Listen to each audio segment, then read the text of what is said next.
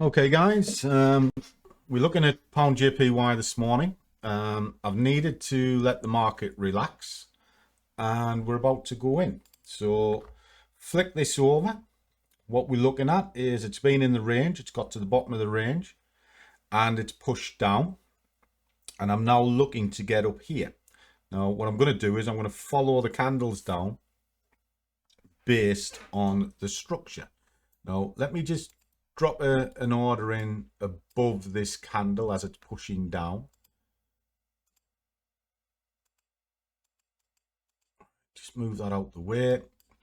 We're looking about 21 pips, give or take, which will keep it in this range. Okay, so just needed to put that in while that's pushing.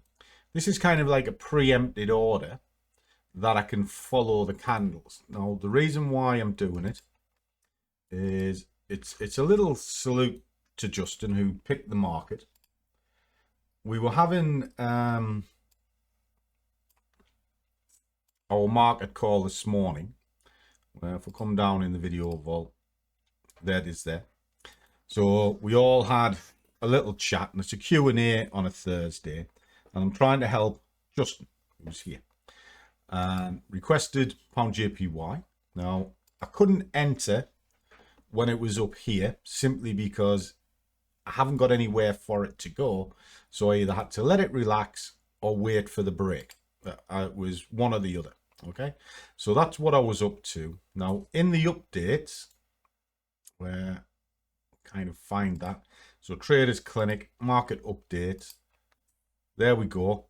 It's kind of telling me to buy it.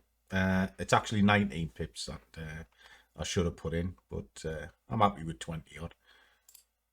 So let me show you. Right, well, we're into market.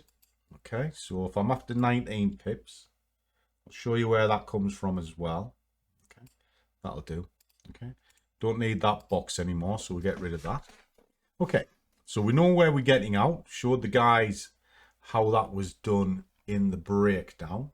Now, let me kind of fire that Discord back up for you, just so you can see where it's at and one thing and another. So if I pull the Discord in, go to Bulls and Bears, that's the screenshot, but that's the chart being built, okay, which is here. Build the chart up right the way through, tell them exactly what my thoughts are, and then how to work it all out. Boxes of pain, stops, that sort of thing. Okay, so it's all done there. So it's all done before I've gone to market. Now, all I'm interested in is these two red markers here. As long as that price stays between there, I'm happy, based on a general direction that I've got into place. General direction, as you can see it. The bigger market is a sell, but currently at the moment in the lower time frames, it's telling you roughly to buy it. I did check the green light, the red light, green lights. They're telling you to buy as well of sorts. So the premise is more to the buy side than the sell side, and then that's the target. It's a medium target, so I've got to be reasonably careful. So as long as I can get that, I'm a happy boy. Okay. Drop that in, run it up, fine. Now, what I'll also do is I'll be looking to stage into this best I can. And if I get down here, then I've got a problem. But in the meantime, I'll just trade it up to there. Simple as that, guys. So let's play it out and see how we get on.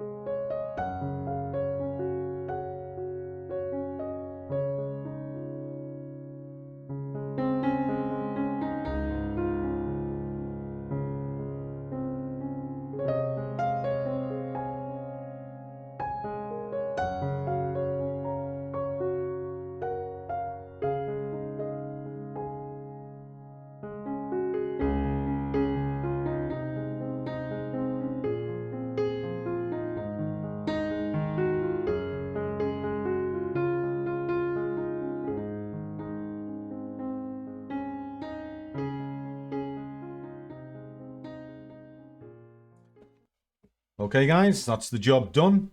We've just gone to top of the hour and it's cashed out at the same time.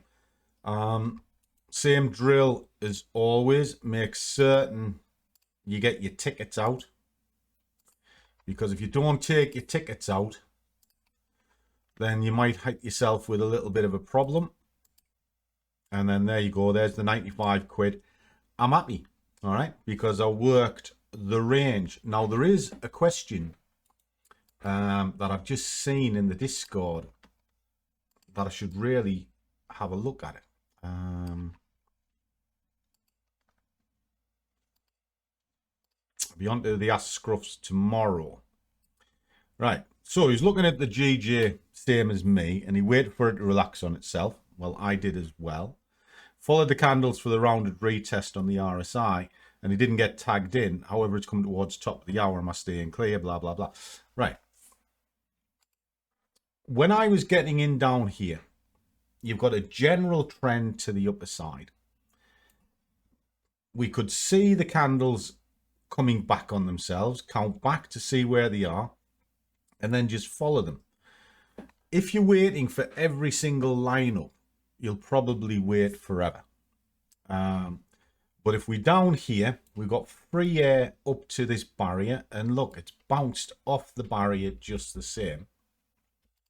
So what you're doing all the time is looking general direction between two levels and then a reason to go to market. If you're waiting for all of sort of this to align, that to align, it's not a bad way to trade, but you may be waiting too long. It's why I use pending orders and follow candles, because as long as I've got the direction right, it'll forgive the bad entry. Okay, then I sort of stage in so I can reduce the exposure. Again, capitalizes on a bad entry if I've got it wrong, and then I target appropriately, and then I have an area of the chart that if I'm wrong, I get out. And that's it. That's just trading. Just repeat and repeat and repeat. And as long as you repeat, but you're patient. Now, I waited quite a while to get into the market because I had to let it relax under the target criteria. Then I'm fine. If I just went straight to market up here, I'd have had a problem. So I had to get it down to give me the room. But the trigger was actually the 5 candle countback. The rest of it is just a guide as to what's going on. So I hope that helps you. I genuinely do. Again, did it for Justin and for you, Ben. And it's just backing up what I said prior to going to market. And that's what trading always is. It's just your homework and trying to move forward. So when you set out to be a trader, the best tool you have is patience. And then the other is just target appropriately and you'll be fine. Now, targets work in two ways. You can have a negative target and you can have a positive target. Obviously, you get paid on the positive and you get money taken off on the negative. And the way I stage reduces that exposure. So the negative impact is never as bad as the positive. So I hope that helps. Catch you soon.